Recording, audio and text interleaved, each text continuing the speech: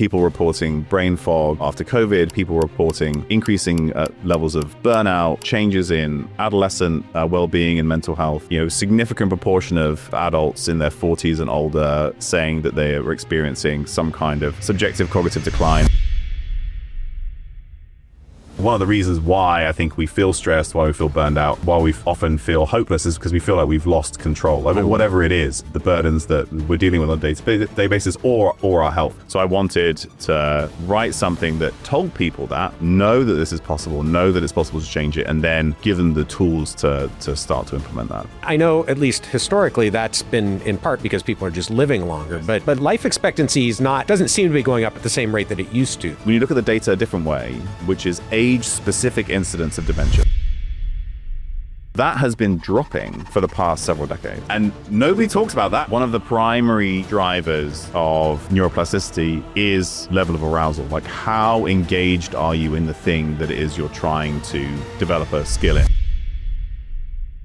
Exercise is probably the best one. If you do the protocol that's best studied is like a 20 to 30 minute jog, either prior to or after a learning bout, seems to improve retention. Either before or after. It works both before or after. And is it specific to jogging or other forms of exercise as well? Any type of moderate physical activity. You keep using the word arousal, so yes. I have to ask, does that apply to sexual arousal as well? I mean, I'm legitimately asking the question, not just because I'm trying to make a joke.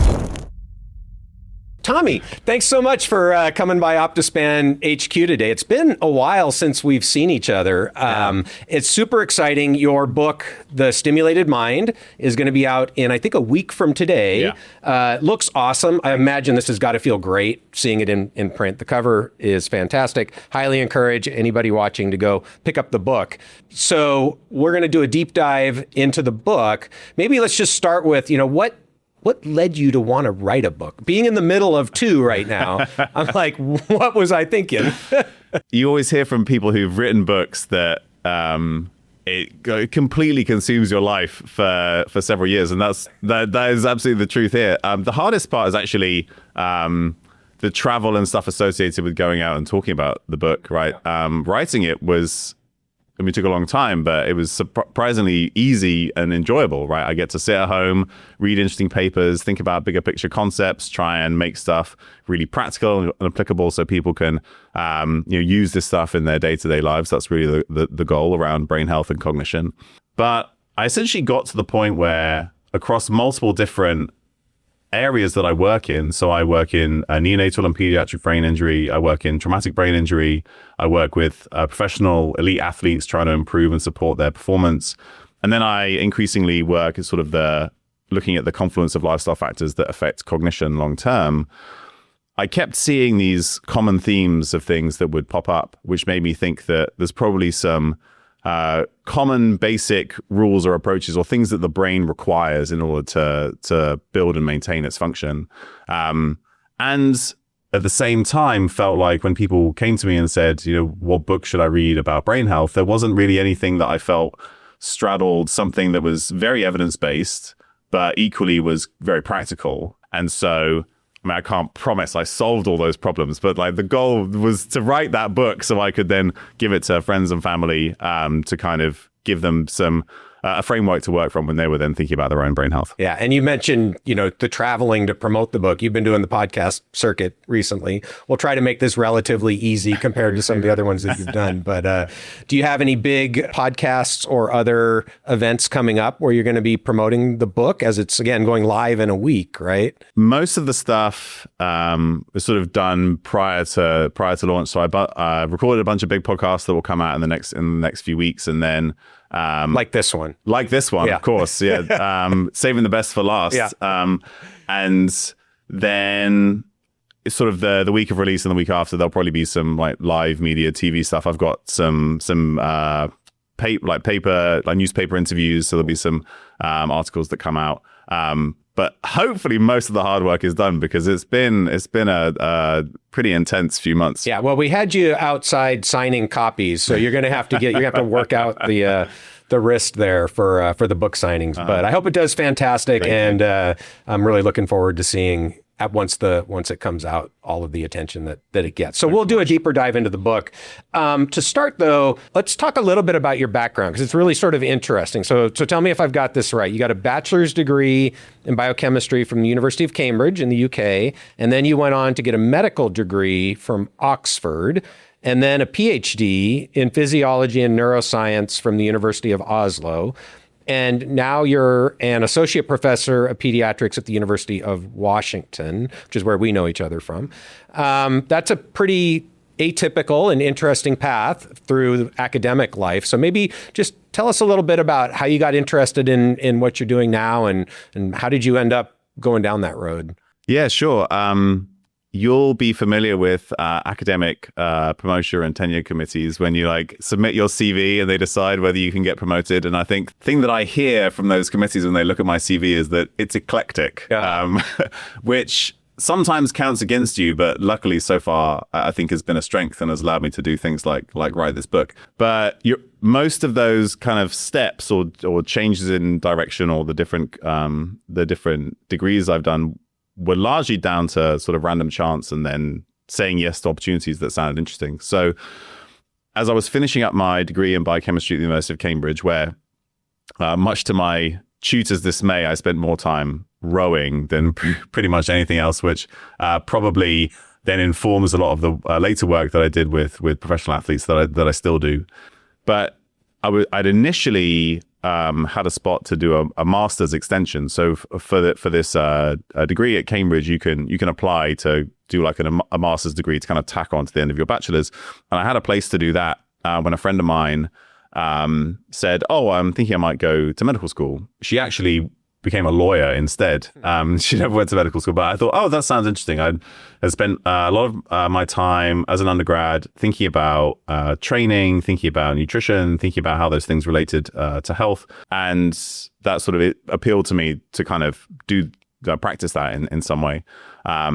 And so then I applied to medical school, and they always ask you, why do you want to be a doctor? And I'd start talking about those things. I'd really like to help people with lifestyle, how that relates to their health.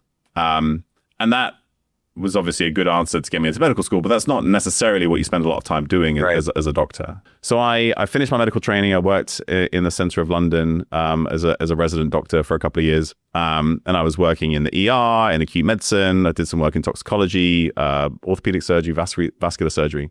The system is slightly different in the UK, where after you graduate, your first couple of years, you still do a ton of rotations through a bunch of different departments before you start to specialize. And so I didn't really know what I wanted to specialize in. So around that time, a former mentor of mine, I'd done a couple of summers of work in her lab as an undergrad back at the University of Bristol, which is, I grew up in Bristol. So I'd go back in my summers, I'd work in her lab. And she said, well, why don't you come and do a PhD in my lab? She's Norwegian. She just moved back to Norway. So that was the reason why I moved to Oslo. And her lab was one of the top labs in the world looking at neonatal brain injury. So different ways to treat acute brain injuries in babies who are sort of born at full term, but something goes wrong during childbirth. And so that was the focus of my PhD. That was the first time that I really kind of got into some of the ideas of neuroscience. And at the same time, I got the chance to get back to some of the other things I was interested in. So I spent a lot of time on my desk. I now have access to PubMed and some time to do some research. So I started a blog. I started a podcast.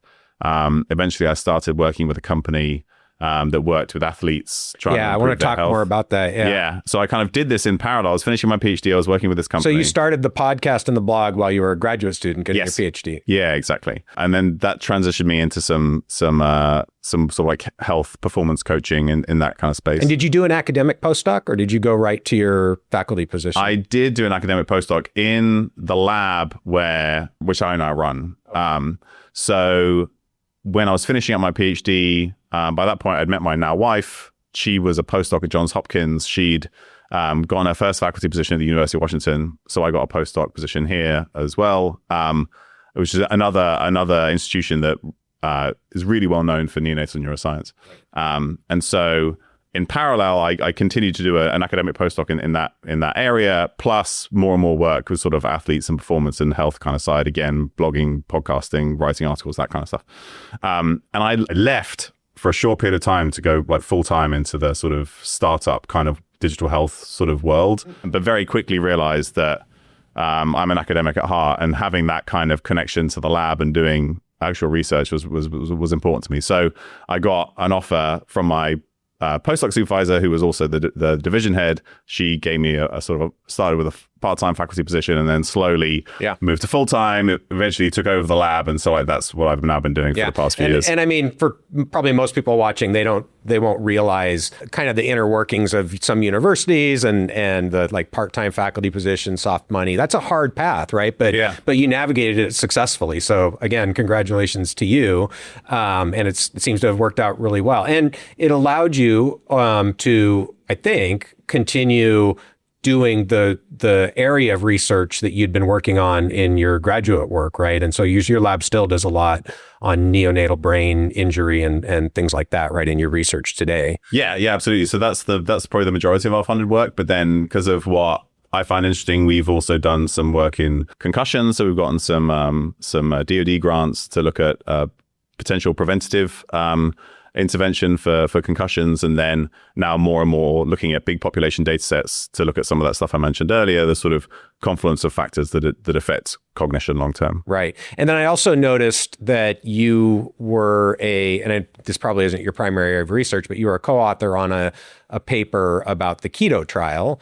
And I think a lot of people are interested in the ketogenic diet and this question of, does it cause atherosclerosis? Doesn't it? So maybe you can just quickly take us through that work and your thoughts on ketogenic diet, and should people be concerned? It's a great question. So the Keto CTA trial, which I am no longer with, but when it was first the idea first came up, as a guy called Dave Feldman. So anybody who's familiar with the trial will know him. He's an engineer. He was very interested in regulation of lipids, how diet might affect that, and how that, again, affects disease risk. And there was this question, which I think is still an interesting question, and I don't think the study has addressed it properly, which is that obviously we know that ApoB containing lipoproteins are required for the development and progression of atherosclerosis. We know that they are part of the process of developing cardiovascular disease. But there's been this question of how ApoB levels, or LDL cholesterol, or whatever proxy you're measuring of it, how that interacts with other aspects of physical health to determine cardiovascular risk and atherosclerosis progression. So there are multiple observational studies that suggest that if you have elevated LDL-C or elevated ApoB, you have less cardiovascular risk for a given level of ApoB if you are in good metabolic health, which is often lower fasting insulin levels, lower triglyceride to HDL ratios, that kind of stuff. So there's an interesting question of how do they interact? And in somebody who's in very good health, does a diet-induced increase in LDL cholesterol or ApoB significantly drive atherosclerosis progression? And I think that's people have said, we already know this answer, you shouldn't even do this study. And I completely disagree. I think it's actually an interesting question. What would people say? I mean, they say you already know the answer. What do they believe the answer is? They believe that all that matters is ApoB exposure over some period of time. Let me try to reframe this, and you tell me if this makes sense. So what you said is that ApoB is causal for cardiovascular disease, plaque formation, right? So it's necessary but the question is it sufficient? Yes. In other words, is everybody who has high ApoB going to have plaque deposition and cardiovascular disease? Exactly. And so you're saying there are some people who would say, yes, that's settled, it's necessary and sufficient.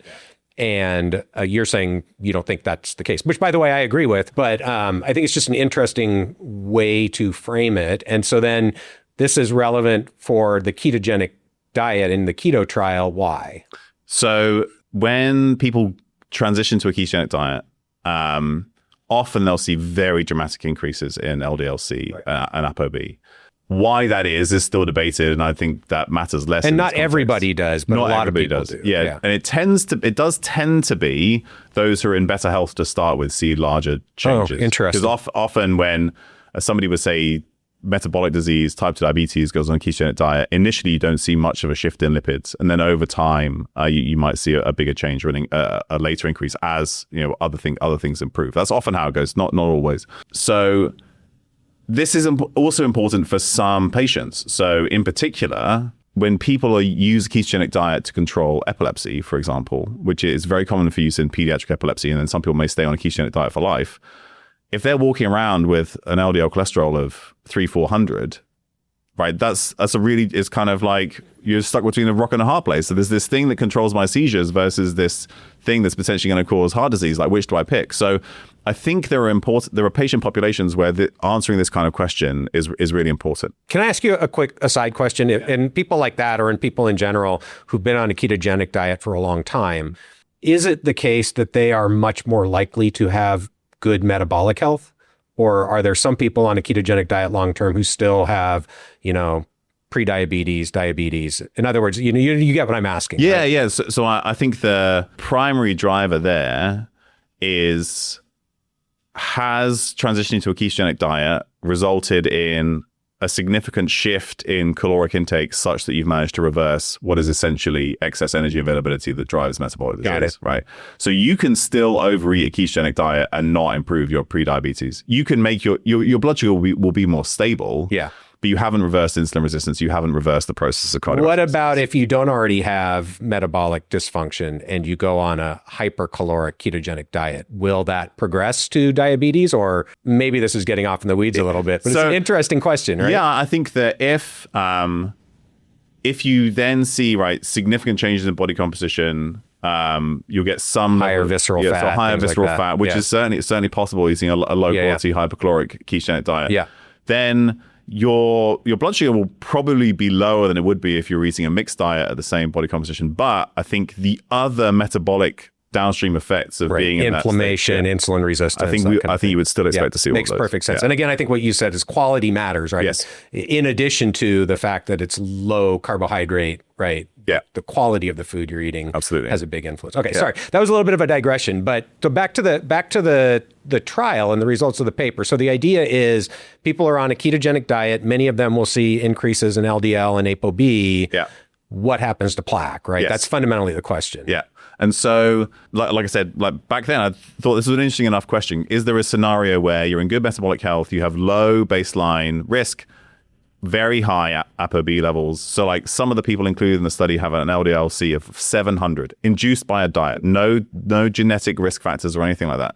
And so my role was essentially, I wrote the first version of the ethics protocol because the people who were starting to put the study together and then helped find a group to actually run the study, right? So it was run by Matt Budoff at the Lundquist Institute, who is an expert in this area, to try and make sure that it was a high quality study, that it was done by people who actually know what they were doing. Because the alternative is you just, it's a wild west of controlling factors, and you can't really figure out what's being done. So my job was just to be a scientist who's done some of this kind of stuff before, just to say, this is what it should look like so that they could set up the study. So once the study was set up, I basically haven't had anything to do with it. But what they ended up doing was, it's 100 people for a year. They looked at baseline CT coronary angiogram, and then a year later to look at plaque, both baseline plaque and then is this plaque both hard and soft plaque? So with hard and soft plaque. So they've there are still issues with quantifying those things. So they've had some issues with the algorithms they use to quantify plaque. So the initial paper has publishing the results has been retracted now.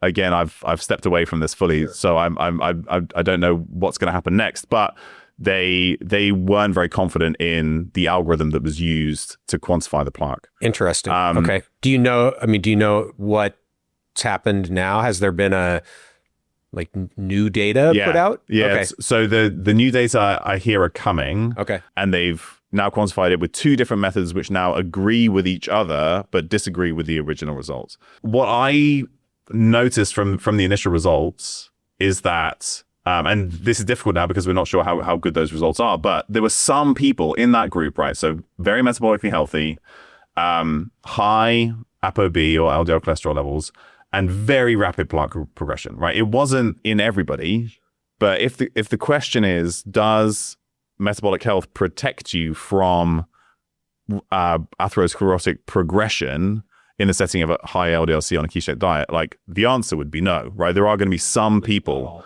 not always, right? So in some people, there's still other risk factors going on. And no idea what those are at this point. I mean, you can speculate. Yeah, there are a whole bunch of biochemical parameters that have been measured, some genetic things, but those haven't been analyzed or published yet. An issue that I saw was that some people looked at the data and were like, "Oh, it's safe, it's fine, everybody's fine," but you can see massive heterogeneity.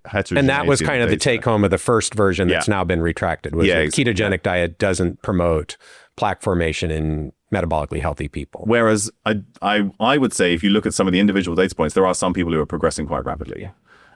So that's one thing, which then kind of just tells us that in its current form, that in my mind, that study didn't add very much, because still you'd say you have to look at each individual person, you have to look at their own progression.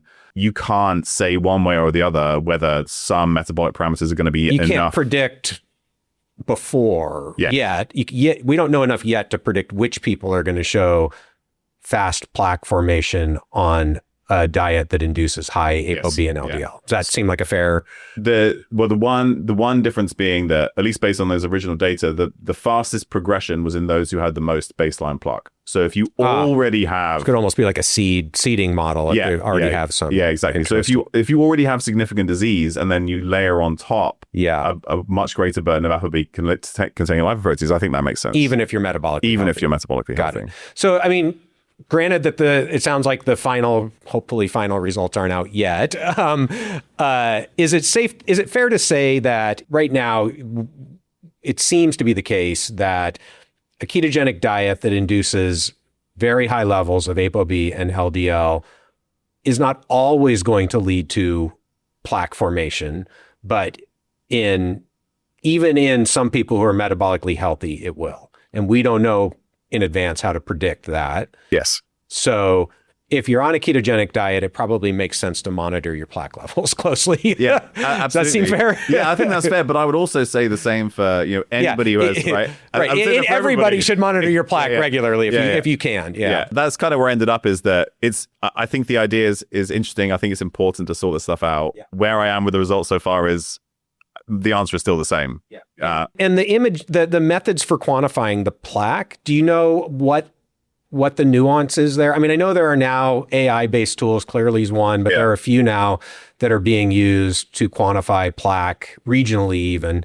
Do you know what the differences were between the method that apparently didn't work very well and what they're doing now, and what's gold standard at this point for that? Or is that getting too far in the weeds? Yeah, well, so the original method was Clearly. It was, okay. I think the two new methods are going to be Q-angio and heart flow. Okay. And I think there was a question about how the scans had been scored. And so I think the new thing is that the rescores have been sent to a completely outside group. They're completely blinded, completely randomized. Which is important when you're doing this kind of a study, right? So I think there's some improvement in the processes of the scoring that then may increase the reliability of the results. Okay, great. Well, thank you for humoring me on that divergence, but it's obviously of a lot of interest. So you mentioned that you started doing some work with high performance athletes and stuff. So you're the head scientist for motorsport at Hintsa Performance still, and you've worked with F1 Formula One drivers and other high performance athletes in that context. First of all, how did you land that gig?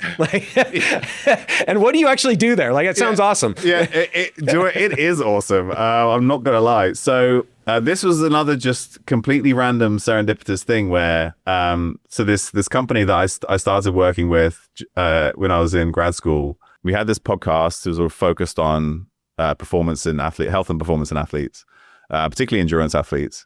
And the guy who was medical director at the time of Hintsa Performance, the sports side of their business, they would also have a corporate health side.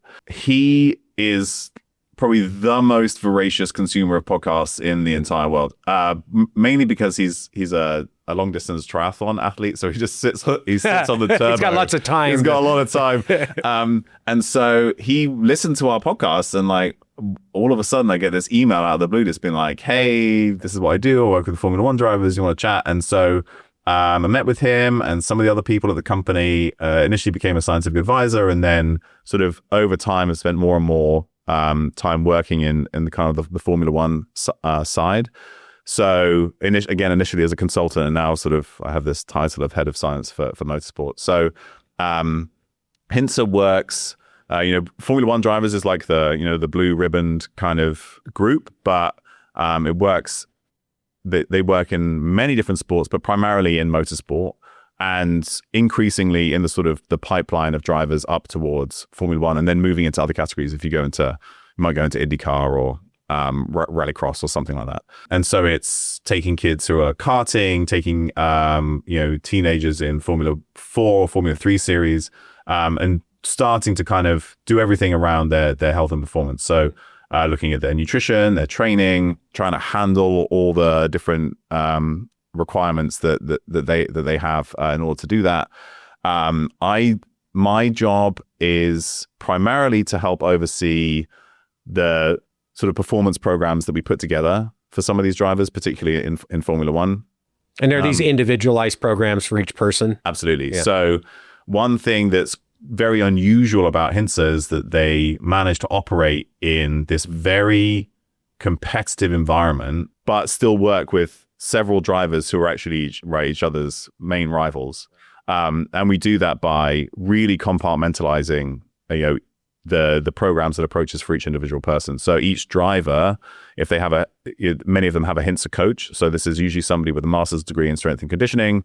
They're fully inserted into their life. So they're there all day, every day. They hold the helmet, they hold the umbrella, they do the nutrition, they do the training, they do all the recovery stuff. And so I'm often like liaising with each of those individually, and we're sort of building stuff very specific to that driver, and it's kind of compartmentalized in that way.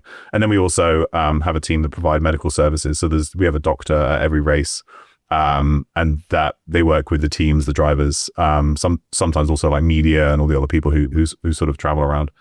So I help, particularly looking at interpreting blood tests from like a performance nutrition kind of standpoint, helping put together protocols for recovery, sometimes training strategies, although some of the cognitive training stuff is usually more in like the driver development pathway, rather than by the time they get to F1, they're pretty good. Yeah.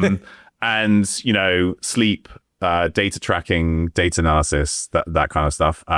So I get to do most of that remotely, but then I'll usually go to 2 races a year at least, meet with all the drivers, meet with the coaches, and sort of stay on top of stuff. Yeah, very cool. Yeah. So to the extent that you're willing and able to share, I'm really interested in, like you mentioned, you do blood work and other types of diagnostics. What are the things you're looking for there? What are the core biomarkers that you're assessing, and how do you use that information in this sort of high performance world? We have an extended blood panel that we do regularly, ideally at least twice a year, sometimes up to 4 times a year. Is it the same panel for everyone? It's the same panel for everyone. Having done this so many times now, I got to the point where I'd get a panel or like a minimal panel. I'd be like, oh man, I wish we just tested this other thing. Yeah. And so in general, maybe there's some things we don't do that regularly. So like if everything's good on a thyroid panel, you don't expect it to change, right? You don't have to repeat that 4 times a year. But other things that are much more dynamic, so all the CBC, all the red blood cells, white blood cells, metabolic panel, all the nutrient status stuff, so vitamin D, homocysteine, all the different micronutrients. And so some of the labs we work with, they give us omega-3 index, selenium, copper, zinc, all the B vitamins, antioxidants. We track those relatively regularly. And for some, it's just, are you making sure that you're in the kind of the normal range? For others, we might have an idea of where a better balance might be seen. I now have hundreds of blood tests from various drivers. I know how they were eating. I know how they were performing. it's very unlikely that any of these things is like the rate limiter in terms of performance, but particularly when these guys are always on the road, they're always jet lagged. Like, how can we tweak it as much as possible? Yeah, I was going to say, I mean, presumably most of these are relatively young, fit people. So how often do you find things that are abnormal? But like you said, they also lead sort of an extreme life, right? And so you see a lot of stuff, I imagine. Yeah. So it's very common that right, they might not be getting enough omega-3s. That's like a lot of people, everybody. Like often magnesium is an issue. Like truly measuring magnesium status is. I was going to tricky. ask, yeah. You'll kind of have an idea of their intake, and you can squint at the blood levels or do a red blood cell magnesium and be like, do you know what? Especially sometimes they need help with sleep. So like magnesium often comes up. Since we're on that, what are your thoughts? I mean, that seems to be like an influencer thing. Everybody needs to supplement magnesium. Where do you land on that? Should everybody be taking a magnesium supplement? It's one of those things where I think for the majority of people, it has this like positive asymmetry. So very unlikely to hurt, may help. Working with athletes, they often have a higher glycine requirement, so I often use magnesium bisglycinate, so they're just going to get some extra glycine. It's, there's some evidence that in healthy adults with insomnia, magnesium bisglycinate or magnesium 3 and 8 can help with sleep. Right. So it becomes a very common part of a protocol for most athletes that I work with. Got it. The one thing that I noticed is a very specific pattern based on one type of supplement, which is supplementing with zinc. And I think this is relevant to a lot of people. So that's why I mention it here, where for a long period of time, and still now, but we're a little bit more specific in terms of how we use this. People take zinc for immunity, right? That would be the thing. And we know that. And so like taking zinc as a tablet, that actually doesn't work. It has to be a zinc acetate lozenge that you take at the beginning of a cold, which can then reduce cold symptoms if you use it continuously. But so they were taking taking high doses of zinc for long periods of time throughout the season, because as an athlete who travels, the amount of travel you do is a predictor of your likeliness of getting an upper respiratory tract infection. But what I could see in the blood test was as they were using more zinc, then copper would decline because zinc inhibits copper uptake. Right. And so you'd see lower copper, lower ceruloplasmin. And then as like a lagging indicator, you'd start to see a drop in neutrophils, which actually correlates quite well with copper status, at least in this kind of healthy athlete group and the data set that we've got. So we then have to spend a lot of time now thinking about how we're balancing all the micronutrients. Like, are we supplementing one thing and kind of overdoing it? Right. Something else we see a lot of is elevated B6 levels, because B6 is in every single supplement. Like every sports supplement has B6. And so we consistently see B6 above the normal range in a variety of different athletes.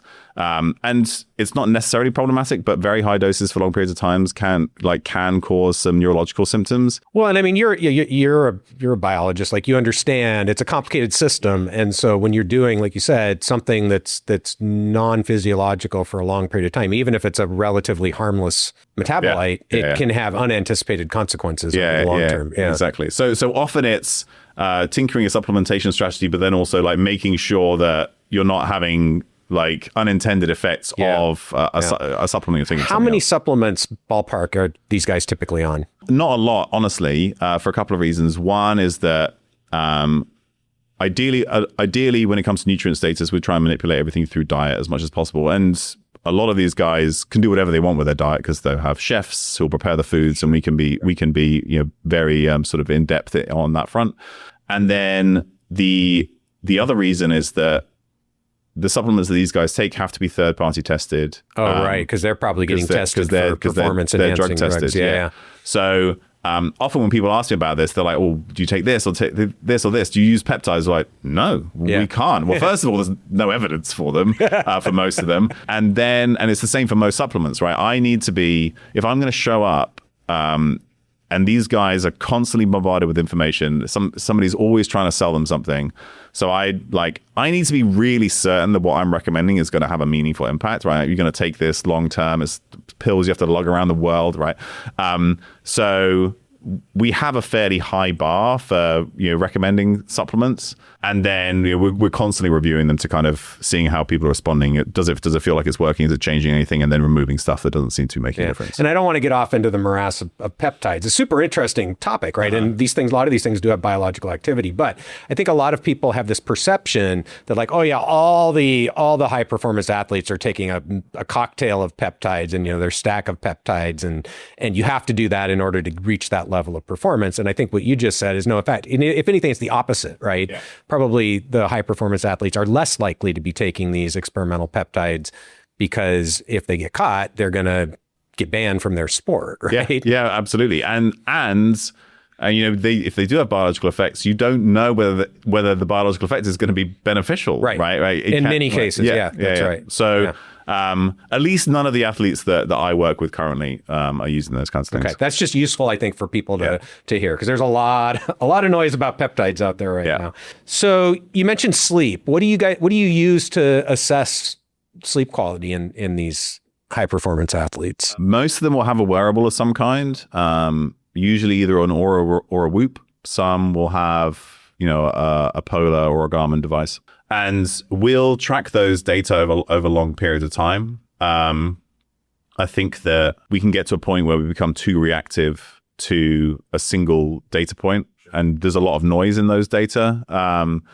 So like often it's integrating that stuff. So we have a platform that tracks these scores over time. The coach can then track what might be affecting, a change in trajectory or a consistent change in sleep quality, sleep onset, total sleep time. And so there'll be some wearable data, but then most of the coaches will have some subjective questionnaire that they follow up with their drivers relatively regularly. Most of it's around subjective feelings of performance, how recovered they feel. But some will also track like, how do I think I slept? How well rested am I? So a combination of some of this more objective stuff and then some of the subjective too. And then related to that, recovery, how do you try to tackle recovery? And I imagine that could be a challenge with some of these guys, right? Yeah. So I think particularly once you get into Formula One, if you need anything, you need more recovery, just because like these guys are always traveling. When they're not in the car, they're either they're working back at the factory, or they've got media days or sponsor days. So a lot of it is just around how can you make the environment as sort of supportive and restful as possible. So some have traveled with 8 Sleep, some have traveled with their duvets and pillows from home, just to try and minimize that first night effect, because of like every night is a first night in a new place, or you're only in a place for a few days, that can add up. Then there's a lot around how they can sort of build in relaxation strategies, whatever that looks like for them. Some use some specific tools. So there's a couple of guys and there's a few people in the paddock who like the Shift Wave. Have you heard of that? It's kind of this chair. It basically looks like a lawn chair that's had some pucks sewn into it, and these pucks vibrate. And so it's basically like a whole body sort of vagal nerve stimulation kind of thing. And you do you sort of get these like blackout goggles, and you do some paced kind of breath work in the chair.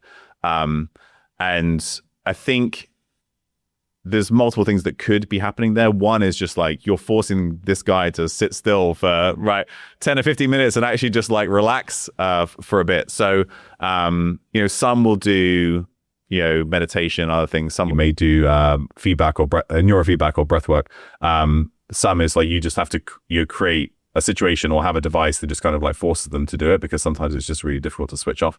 But yeah, it's often just about building routines and then making the environment as conducive to relaxation and recovery as possible. Right. And what biomarkers do you use to sort of try to monitor recovery, or do you? Yes. So I think that, again, if we have a wearable, we'll certainly track HRV over time. We'll track nighttime respiratory rate over time. Respiratory rate may even be a better predictor of performance than HRV is. HRV doesn't predict performance very well. Do you think that's the accuracy of the tool, or do you think as a biomarker, HRV just isn't as yeah, so it's not that the HRV isn't useful. It's just that it's not necessarily telling you about recovery, or it's not telling you about or performance, which is what you're really interested in. So if we're thinking about performance, then the best predictors of performance in the sports world are still subjective.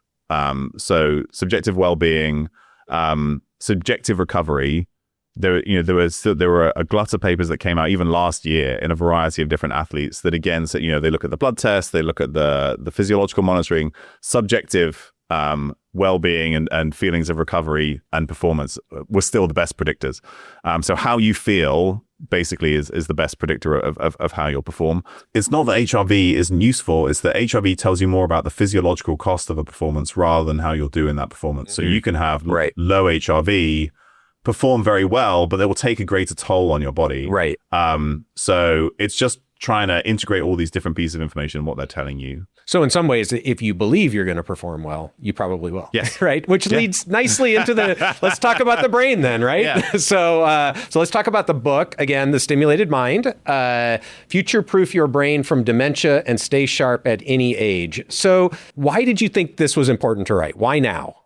I think over the past few years, there's been this feeling, whether it's real or not, that our brains are kind of under significant strain, right? People reporting brain fog in the year after COVID, people reporting, increasing levels of burnout, changes in adolescent well-being and mental health, significant proportion of adults in their 40s and older saying that they are experiencing some kind of subjective cognitive decline, which is now included like the first diagnostic step in like the pathway of Alzheimer's disease progression. It doesn't mean if you have it, you'll get it, right? But it's now, I'm glad that they're now including that as like part of the trajectory. So, because that means we can study it and potentially intervene. So they just felt like there was this need for people to have some tools to kind of feel like they're taking back a little bit of control. Because like, one of the reasons why I think we feel stressed, why we feel burned out, while we often feel hopeless is because we feel like we've lost control over whatever it is, be that the burdens that we're dealing with on a day-to-day basis or our health. So there's a vast amount of information now that says we can have a significant impact on our day-to-day cognitive function as well as our long-term cognitive trajectory. So I wanted to write something that told people that, right, know that this is possible, know that it's possible to change it, and then give them the tools to start to implement that. Right. And I mean, you said that, there's a growing perception, at least, that many people are struggling with cognitive performance, maybe even mental health, and there's lots of potential reasons for that.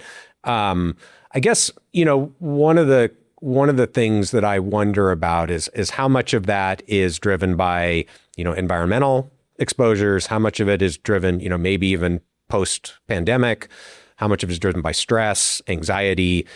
Sort of where do you land? I mean, or do you like it doesn't matter? It's more what we do about it. But how do you sort of try to think about that, right? Yeah, so I think it's a bit of all of the above, right? And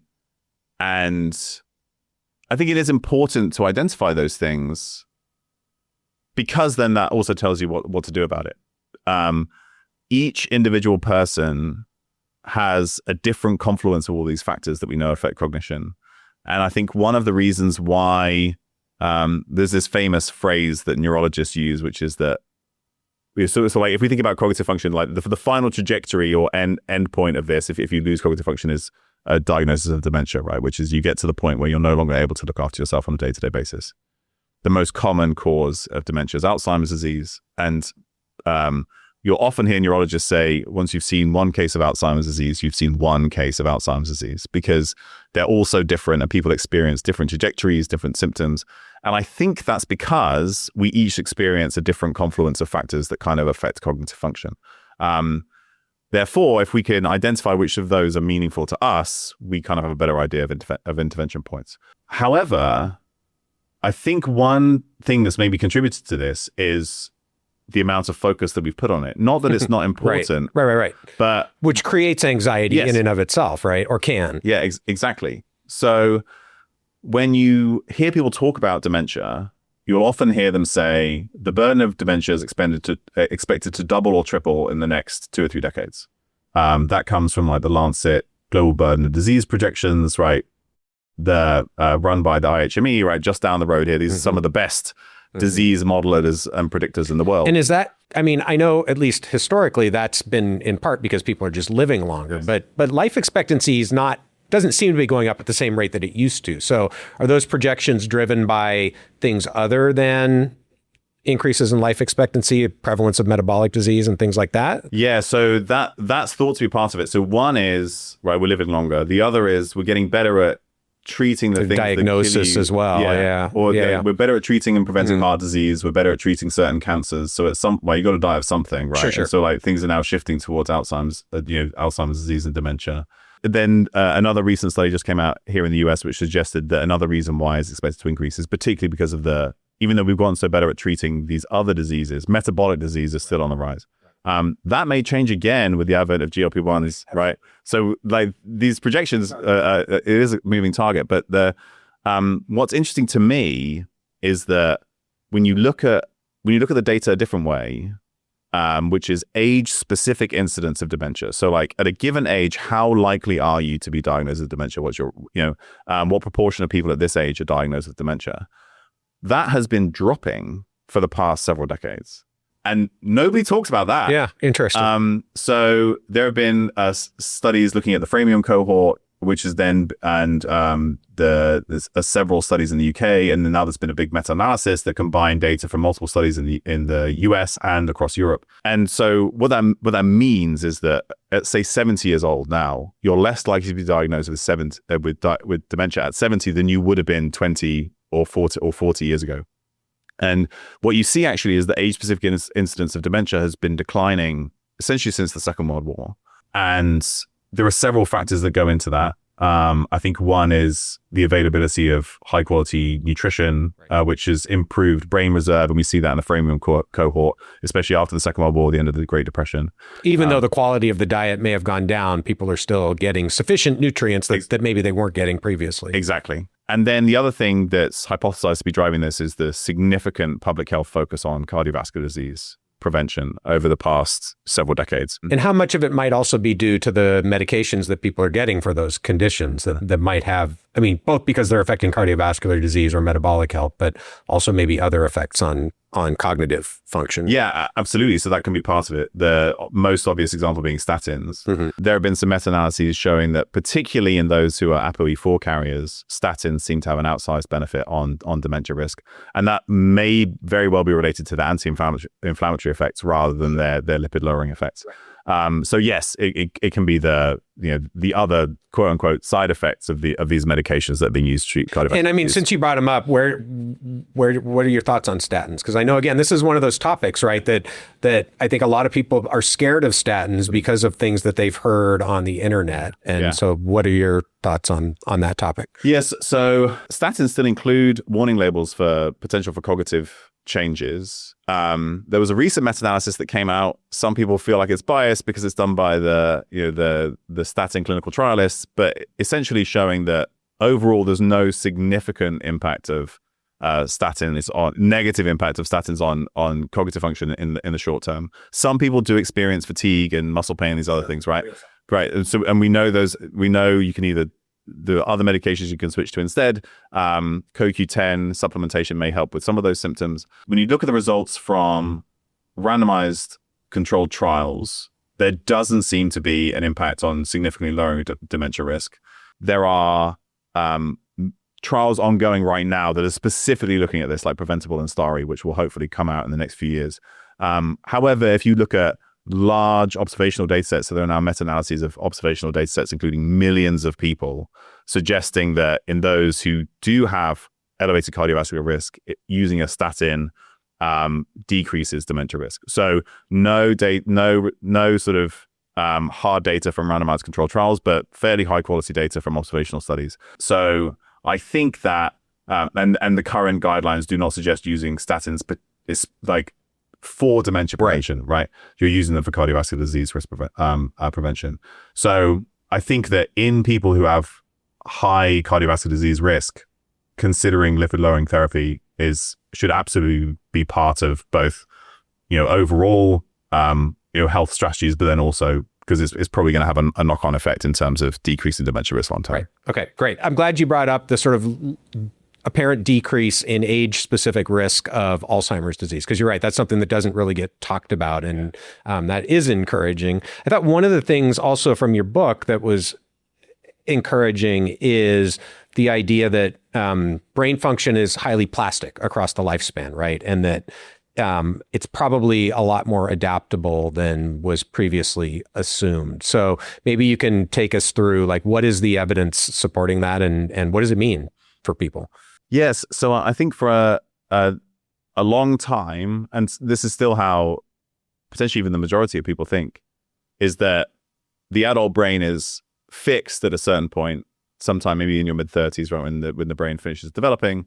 And then from there, it's just like an unstoppable decline, and there's nothing you can do about it except make it worse, right? Which is sleep badly, drink too much, smoke, right? all that stuff, like all that stuff. And I think one of the reasons for thinking this is because people have conflated neurogenesis versus neuroplasticity. So neurogenesis is the making of new neurons in the brain, which does happen in adults, but only in maybe two places in the brain: in the dentate gyrus of the hippocampus and in the olfactory bulbs. And is that settled, or do you think it's going to be the case that 20 years from now we're going to be like, oh, we got it wrong again? Do you know what? It could be. And like a big part of like the opening part of my book is that, you know, we shouldn't make assumptions that we actually know what's going on in there, because most of the time we don't. So that could well change. But because at least at this point we've thought the adult brain can't make new neurons, we've then thought that it can't change. But of course, change doesn't require making new neurons. So the brain remains plastic. So you can make new connections, cement new connections. You can build structure and function in the brain pretty much at any time, except maybe in the late stages of dementia, where it's thought that you get like a final failure of neuroplasticity. That's like one of the parts of the development of Alzheimer's disease. But the brain is able to make these new connections and then direct other cells around to kind of support the structure and function of those networks, right? So the neurons only make up about half the cells in the brain. We also have to think about oligodendrocytes, astrocytes, microglia, the vascular network of the brain, which is really critical and is often ignored. And those things, you can still make, right? Microglia can still expand, astrocytes can still expand. You can, right, the network and the extracellular matrix of the cells is still adaptable and changeable. So like all those things contribute to the process of neuroplasticity, and those aren't fixed. When you look at studies in older adults that then make some kind of change, and this has been done with exercise studies, with aerobic exercise, it's been done with resistance training studies, it's been done with language learning, music learning, juggling. There are very cool studies in London cab drivers where they, when they memorize the maps of London, you can see changes in the posterior hippocampus, which is really important for which nobody does memory anymore because of cell phones, right? Yeah, exactly. But basically, across the entire lifespan, from 30s onwards, in studies into people in their 60s and 70s, when you provide a new stimulus to the brain, whatever it is, the associated regions in the brain do change their structure and their function in a measurable way. So that is neuroplasticity happening in a way that we can measure in like both the actual physical changes, well, approximate them from an MRI scan, and then measure function associated with those changes and see that they're correlated. So that tells us, I think, that the brain remains plastic and able to both improve structure and function, even into the sort of 7th, 8th decade at least. Is promoting neuroplasticity always a good thing in the aged brain? That's a really good question. So I think that in general, opening up gateways for neuroplasticity is probably going to be beneficial, but it requires direction of that neuroplasticity so that any resulting connectivity is functional. So to give you an example of where I think we need to work more on that, there are a lot of novel therapies related to exogenously stimulating the brain in order to trigger neuroplasticity. So TMS, transcranial magnetic stimulation, TACS or DCS, which is electrical stimulation of the brain. There are a whole bunch of there are light-based technologies. There are a whole bunch of ways that we can stimulate the brain, and one of the reasons to do that is to increase neuroplasticity. I have some good colleagues at the University of Washington who do this. A friend of mine studies TMS, and he calls TMS the sledgehammer of neurostimulation because it's quite non-specific. Or you can be very specific with it, but you need to do like an MRI. You need to do an MRI scan, figure out exactly the coordinates of the part of the brain you're stimulating with a very very direct sort of beam or field of whatever it is you're stimulating with. But most studies that do that stimulate the brain. The goal being that, right, if you're activating these networks, you're opening up the gateway for neuroplasticity. You're sort of making those regions more susceptible or receptive. But then nothing, right, you then just release that person out. Right, what do you do with that? What do you do with that? So then I think, right, so if you activate neuroplasticity and then you just spend all days scrolling TikTok, like, might be counterproductive. Right, are you developing the functionality that you want? So I think that what we're going to need to do is think about how we then, applying that to a motor skill or a memory skill or a processing speed or some other function of the brain that we know is going to be important, that we want neuroplasticity for. Right. And since you mentioned TMS, like, I know there are clinics who offer that now. First of all, have you done it, if you're willing to share, or would you do it? Like, do you think it's a good idea for people to go be using, as you said, the sledgehammer of promoting neuroplasticity at this point? Do we know enough? Is there any reason to be concerned about that sort of a therapeutic? Yeah, so I've only done it in that I've had like the test. So when you do TMS, in order to test like the strength of the field that's applied, they do the specific test where they like put the coil over the motor cortex and they see what field strength causes like your muscles to twitch. So I've done that, but I've not done like a full course of TMS. I think that there's definitely some interesting data in certain clinical populations. So, right, they're currently doing some work in Alzheimer's disease. There's some interesting data from, say, major depression, some other like behavioral health or mental health conditions. In that setting, if you do it in the way that's been shown to be beneficial in a trial, absolutely, I'm all for that. So I think there are, psychiatric or psychology clinics that are doing some of this stuff in that way. So I think I'm in favor of that.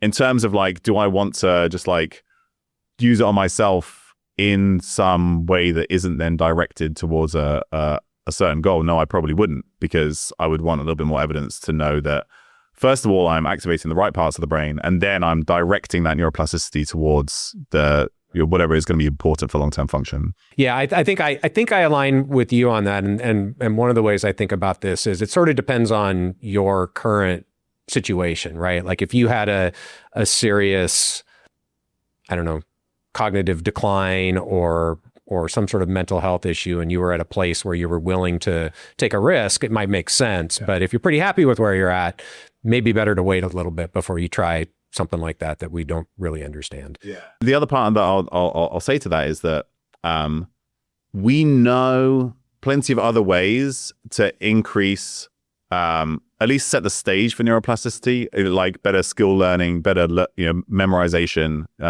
These kind of studies are done in students without having to do that, right? So like exercise is one of the easiest way to do that. So I would lean on those tools first before. So maybe we can talk about that, because I want to ask you about a couple of other approaches. Yeah. But what are the ones that you see as solid bets that can increase neuroplasticity, pretty well established, that people should maybe think about? Yeah, so I think that one of the primary drivers of neuroplasticity is level of arousal. Like, how engaged are you in the thing that it is you're trying to develop a skill in, right? Which is what or learn.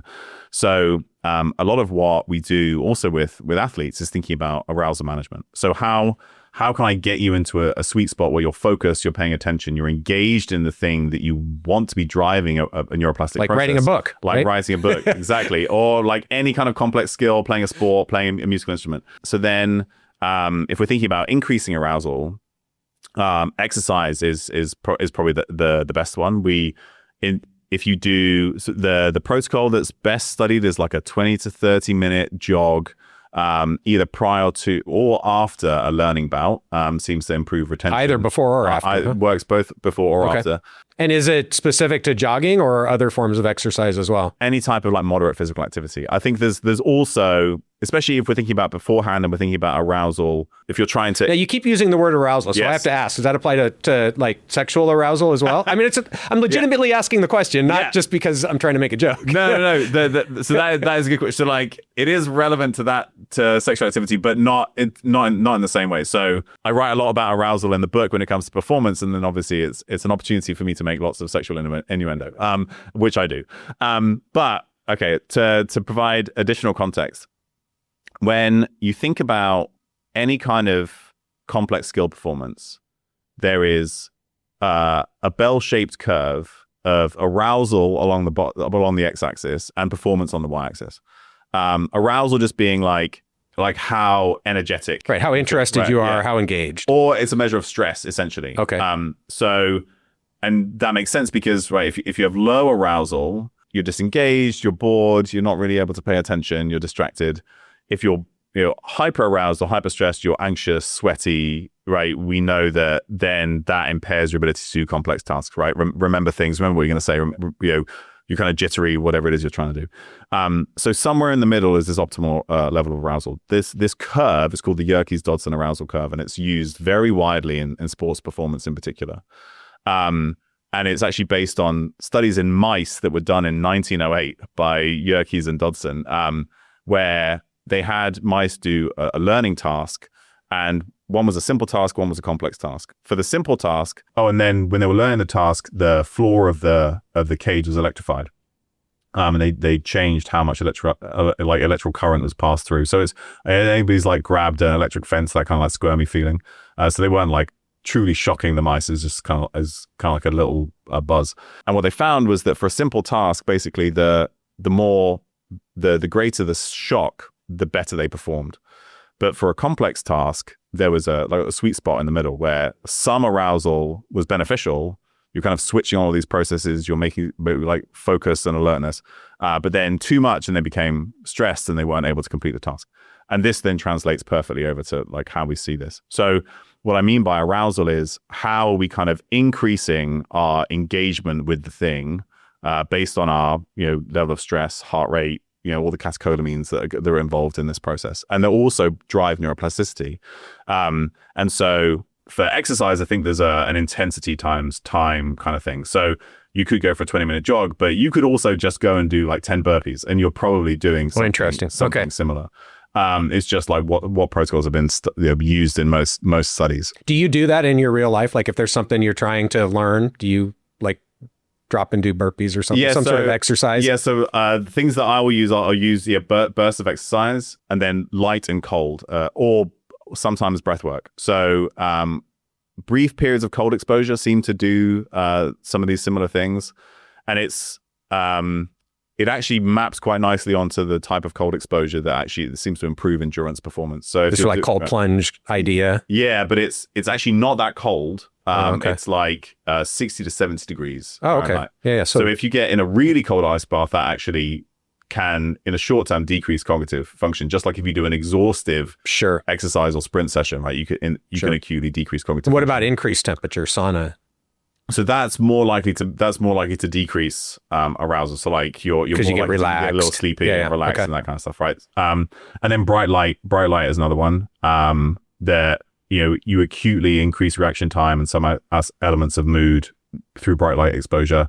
And then high ventilation breath work can also be arousing in a similar way. So those are maybe the things that I would do. So like if you don't like you and some of these people you kind of know this intuitively, or you don't really feel like it, you might splash some cold water on your face or like go outside and get some. So those tools I think are enough to kind of, because they're going to increase engagement in the task.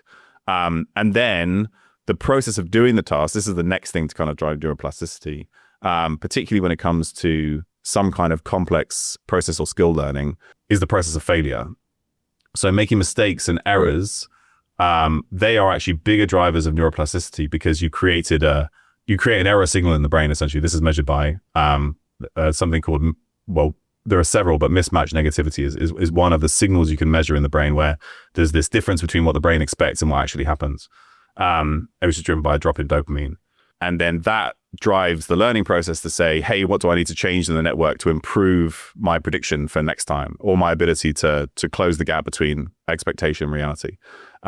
So then that means engaging with a task that is sort of at the edge of your capabilities, where you have the opportunity to fail and make mistakes. Not so that it's so hard that it becomes discouraging, right? But there's like an optimal difficulty, which is something like, depending on the studies that have looked at it, it's like 15% of the time, however you can quantify that, you're kind of making a mistake, then drives the learning process. So you're stretching your limits, but Exactly. you're not totally outside the bounds of what you can accomplish. Yeah, and doing that, right? We know the feeling of failure or making a mistake is slightly uncomfortable, and part of that is because of the neurotransmitters released in that process, like noradrenaline, which then drive neuroplastic processes.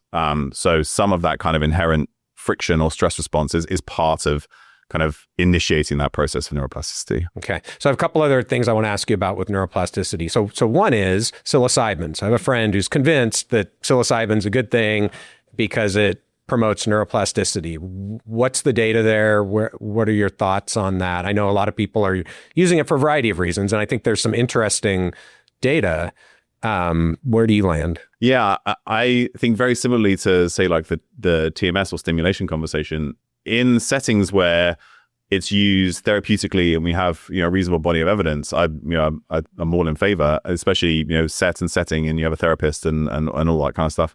When you look at some of the animal data, you see some interesting studies, like if you microdose, that has less of an effect on you may actually decrease synaptic Buton production than if you macrodose. But equally, if you're macrodosing, right, and you're having a trip, if you are unable to then either process that or direct whatever downstream neuroplastic processes are activated to some kind of meaningful process that's going to change function or thought processes or whatever it is that you're trying to address. Again, I worry that you open up all the floodgates and then you need to find a way to direct it so that you like meaningfully shape what comes afterwards. So I think it's super interesting, but again, it's not something that I think everybody should be doing because we haven't yet figured out exactly how do I then maximize the utility of it afterwards. Right. Okay. That makes sense. And then the other thing that I'm interested in, so several months ago now, we had Emma Payne on, and she is an expert in grief and grief recovery. And she made the point that there's at least some evidence that, a profound grief can induce neuroplasticity. And, the way she explained it was that, your brain has a map, and grief is when you lose something, right? So it's like something has been taken out of your brain's map of reality.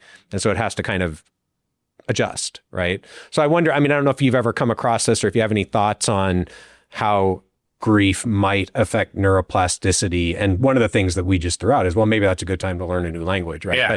But but I'm just, that stuck with me because I found it interesting that could be another way that you're kind of shocking the brain into needing to adjust to a change in perceived reality. Yeah. So I have never thought about grief and neuroplasticity, but okay, so that can be your next book, right? You got some research to do. Yeah, I will definitely look into this more. But I think that if you kind of go back to the example that I gave earlier, if a driver of neuroplasticity is the difference between expectation and reality, and your reality shifts, right, then processes will have to come into play to create whatever the new reality is, right? So, and that inherently involves neuroplasticity. Right. So it certainly makes sense from that front. Probably is also, like you were saying, it's a bell-shaped curve where if you have really extreme grief, that may actually have a counterproductive effect on ability to learn in neuroplasticity as well. So it's not like grief is always going to be a good thing when it comes to neuroplasticity. And it's hard to recommend to people. This is true. Yeah, it's not an intervention I think most of us would want to take on. Yeah.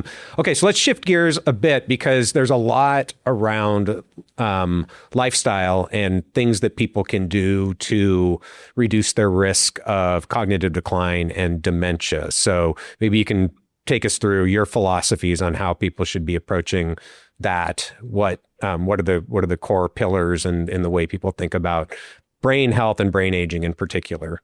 Yes. So this was another message that I thought was really important to get out in the book, which is that right now it's generally agreed that some significant proportion of dementias are probably preventable, and may, depending on how you interpret some of the risk factors, at least half of what's preventable is based on factors you yourself have control over, right? Lifestyle and the environment. And the sort of low end of the estimate is generated by the Lancet Commission on Dementia Prevention run by Professor Jill Livingston where the 2024 update suggested that 45% of dementias are preventable. The most important risk factors that they mention are education. So we know that educational attainment is a significant predictor of dementia risk. And then hearing loss. They were probably the two biggest ones.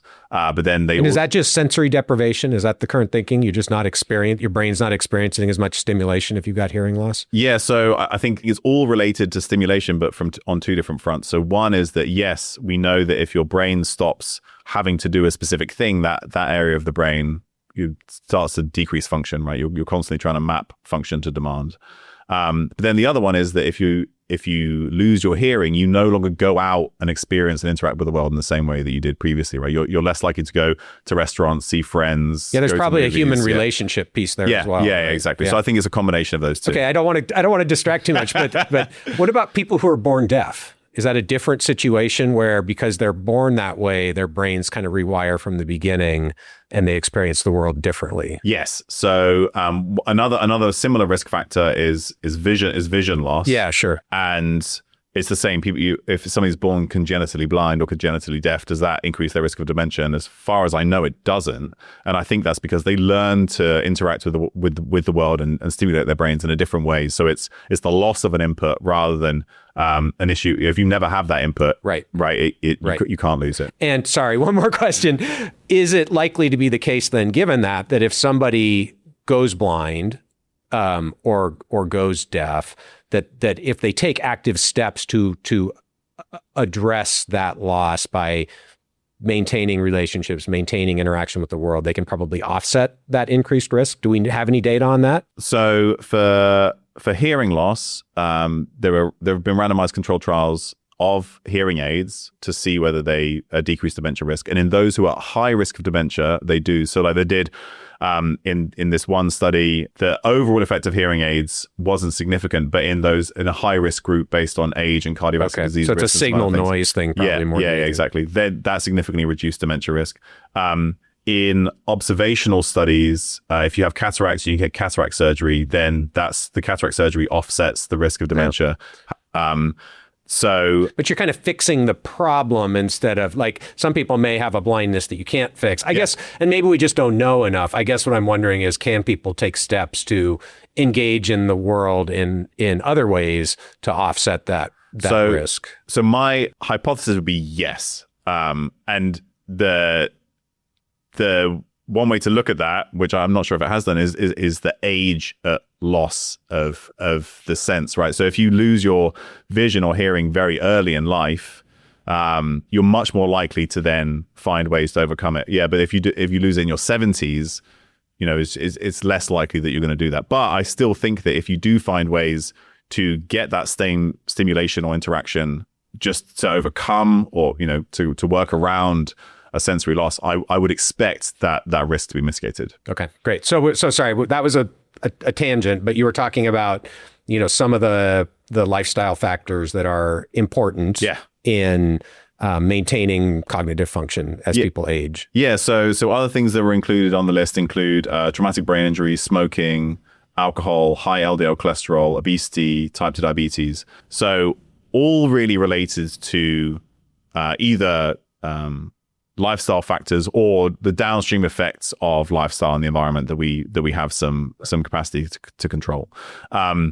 There was another study done by Professor Hintsa Yu and his group. They looked at the UK Biobank and they looked at a whole different range of risk factors, and they suggested that at the upper end, it might be more like 70% of dementias are preventable. But a lot of what they started to include were things like socioeconomic status and social deprivation and these kinds of things that we know are significant risk factors. So like as an individual, you might have less control over that. But especially socioeconomic status, it's hard to, choose one day you're going to become a millionaire. Choose to be richer. Right? Yeah. So that kind of just tells us that at a societal level, maybe there's a lot more that we can do. But at the individual level, it's probably 20 to 30% at least of dementias. And do we understand... I mean, I guess some of the socioeconomic status is probably due to access to healthcare. Some of it's probably nutrition. Do we really understand all of the factors that go into that? Is it probably that simple that it's those obvious things? Yeah. Well, if we think about all the things that can come out of that, access to healthcare, nutrition, like chronic stresses, right? Allostatic load, sleep and recovery, right? If your whole family sleeps in a small room or you're working 3 jobs, right? Even environmental exposures. Yeah, probably. environmental exposures, absolutely. Like, where is your house built? What does the air and water look like?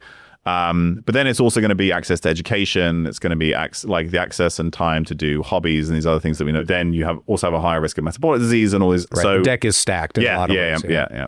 Okay, so there's a lot that people can do to reduce their risk of dementia, somewhere between 40 and 80% ballpark. What should they do? Yeah. So the whole kind of book builds. Read the book is the answer. No. I will give you the answer, but I'm saying that the book builds towards this idea of something I call the 3S model. And so, like, right at the beginning, I mentioned that I saw these common factors that seem to be really important, like regardless of where you were and what you were trying to do with your brain. And so the 3 S's of the model are stimulus, supply, and support. And it maps very closely onto what you might call a stimulus recovery adaptation model that you see in like sports performance. And so in several places in the book, I very much liken improving the structure and function of the brain to improving the structure and function of the physical body through exercise, because actually so many of the processes overlap. Sure.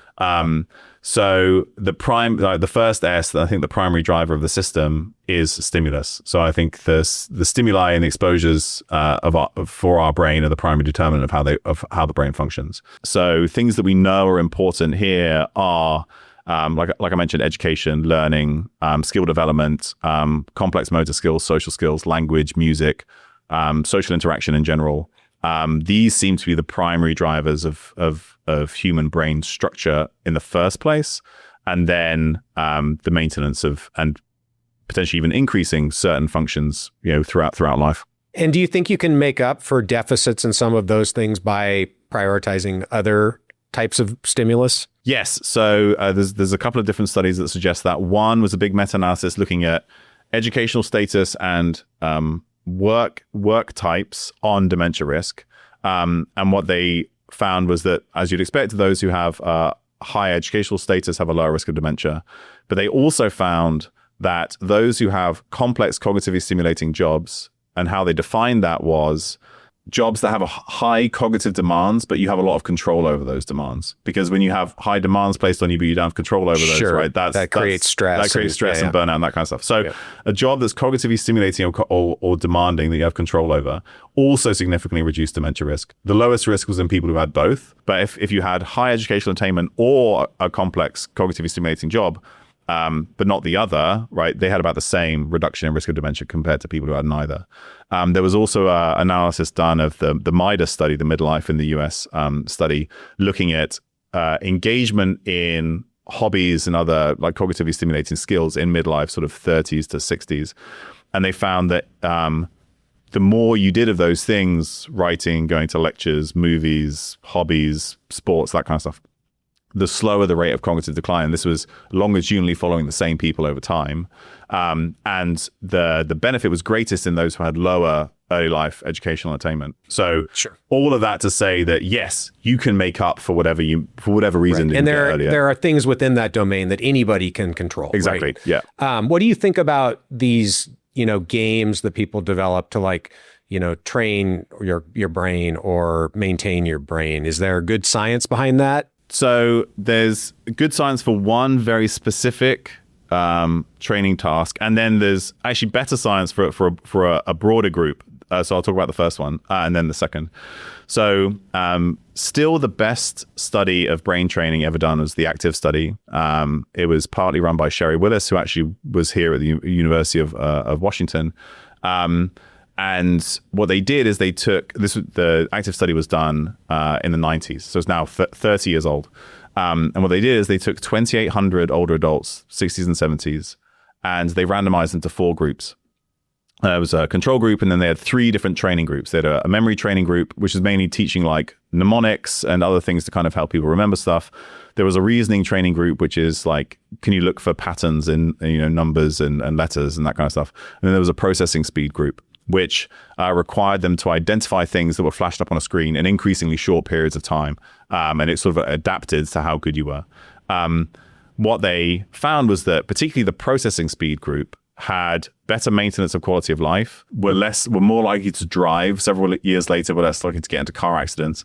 And they just published a 20-year follow-up study of the active study showing that the processing speed group had a lower risk of dementia. Can I ask a question? Yes. Is this a relationship between somebody's processing speed at the time of the study, or was this an ongoing training sort of model where people are using this almost as an intervention? Yeah, so this was as an intervention. Okay. So the initial intervention in active was a 6-week intervention, like 10 sessions of this processing speed like task, and then they had booster sessions at 1 year and 3 years. So it wasn't based on how well they scored. No. It was whether they were in that group. Or It was not, whether they were which in is really that group. important. Yeah. So this is not just like look at how somebody's brain functions or look at their dementia risk. This is in a randomized controlled trial. If we give them this task, what's then the long-term effect?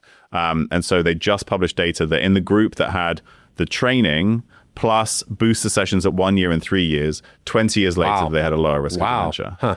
How big was the effect size? I think it was the relative risk was maybe 0.87, something like that. Okay, still 20-year outcome. Wow. Yeah. And this is a big study, very well done, right? They're still following these people up. So previously, we would kind of say, oh yeah, there was some evidence from active that there was maintenance of quality of life, still driving, that kind of stuff that's important. But now that we have some evidence that it may actually decrease dementia risk, right? I think that's Any idea why the processing speed task in particular would have that effect? I think that when you look at how cognitive functions change with age, and there was a big study that looked at reaction time and processing speed from more than 1 million people. This was just published last year, and sort of looking at trajectories over time. And this is just like a big group. So it's not the same individual over time, but just like looking at the population. It looks like at around 60 years old, processing speed really starts to decline. And when we think about all the things that we do with our brains on a day-to-day basis, it's very unusual for us to have to do something that requires us to process information quickly, right? And so I think that by maintaining that, so that's where like driving is really important, where you have to process information quickly, but there's very few other things where you have to do that. One study. And nowadays, if you drive a Tesla, you don't have. No, exactly. So does that mean Teslas are causing dementia? Is that what you're saying? That's exactly. Gotcha. That's exactly what I'm saying. So I think it's requiring or placing demands to maintain function of something that's specifically lost in that time period, but. What's interesting is that a separate study was done that I think explains some of the mechanism. So the training protocol that they used in active for processing speed is now part of a cognitive training platform called BrainHQ, which was developed by Mike Merzenich, who's like one of the people of neuroplasticity and learning, right? He was one of the original sort of researchers in that field. And they've been used in tons of studies at this point. And the one protocol that this is based on is called double decision. They did a separate, much smaller study looking at the effect of double decision training on signaling processes in the brain. And what they found was that in those who did this type of training, they saw improvements in cholinergic signaling in the forebrain, which was then associated with some improvements in cognitive function. And we know that the cholinergic system is very tightly linked to the progression of cognitive decline and dementia. It's one of the reasons why you use anticholinesterase inhibitors early on in dementia to kind of help maintain memory encoding and processing and focus and attention. So it seems that by really challenging that system to maintain focus and so like you're having to you have split attention at the same time because you're trying to focus on a central point and remember the object that you see in the middle, plus you have to find something on the periphery at the same time. So I think it's that kind of, you can see signaling changes in the brain that are being either developed or maintained because of this specific type of task. If I understand correctly, then doing crosswords may or may not have any benefit, but if you do the right sort of stimulation in these sorts of games, it potentially can have a long-term benefit on cognitive health. Yes. And do you think that what you're actually doing in this case is kind of boosting reserve and not actually affecting the rate of decline? Or do you think you're actually affecting the rate of decline going forward with age? Or do we not have enough information to even be able to speculate on that? I'm not sure we have enough information to really speculate on that. When you look at other types of platforms you can use for cognitive training. Like, so there was actually a lot of evidence for video games, surprisingly, in both younger and older adults, in terms of improving things. Like, so you'll see some changes in brain structure on an MRI scan. You'll see some improvements, particularly in things like executive function, focus, and attention. Super Mario 3D World is the one that has the most evidence for it. That's the best. But you see similar results with Minecraft, with some action video games like first person in-depth world, right? And you're having to process information, solve kind of problems. makes sense. It does. And so what I think you're seeing, and then also similarly when you're looking at other studies, so like exercise interventions, the main thing that you're probably doing is maybe acutely you might get a sort of a slight boost in structure and function. And then over time, I'm thinking of one particular exercise study that looked 5 years out, you're really you're slowing decline in structure and function. So maybe it's a combination of both, right? You're building in some reserve, but also you're slowing the rate of decline. Got it. Okay, so that's the first thing people can do: stimulate their brains. Yeah. What else? So when we think about improving physical function, right? You want to run faster, you want to get bigger, you want to get stronger. We know that stimulus is the most important thing, the training program, right? But you can get better adaptations, or you can support those adaptations with like a high quality diet, getting enough protein, getting enough rest and recovery, right? We know that you don't get stronger in the gym, you get stronger when you rest and recover afterwards. So this sort of brings in the next two buckets. So the first or the second S, right, after stimulus is supply. So you stimulate an area of the brain, then the networks activated by that stimulus, the skill you're learning, or the person you're talking to, then you get activation of this thing called neurovascular coupling, which is the neurons and the astrocytes in that area of the brain. They cause the local blood vessels to widen, to dilate, to bring in more blood flow, right? So you need more oxygen, more energy supply, more nutrients to kind of actually do the thing that you're challenging your brain to do. So this is where good cardiovascular health is critical, right? Because endothelial dysfunction and atherosclerosis, they're going to impair that kind of adaptive, responsive vascular network that the brain needs. Then you need some kind of consistent energy supply. So it's mainly going to be glucose, could be ketones, could be lactate. And so this is where metabolic health becomes really, really critical. So we know that people who have say higher blood sugar, prediabetes or type 2 diabetes, in that order have faster rates of cognitive decline over time. Some of that is definitely related to just energy availability to the brain. And then you need some supply of nutrients to kind of build the whole kind of system. So we know ones that we have the best evidence for in terms of risk of dementia long-term are omega-3 fatty acids, B vitamins, particularly the B vitamins associated with methylation. So B12, folate, riboflavin, B6. Vitamin D is critical. Iron status is critical. Let me ask on a couple of things there. Yeah. So I assume for those, a lot of people have to supplement, right? Yes. What are the targets that you typically look for omega-3s and vitamin D? And then for the B vitamins, what are the biomarkers that you use to sort of assess that? Yeah, great question. So where the data get really interesting, particularly when it comes to omega-3s and B vitamin status, is that they seem to interact.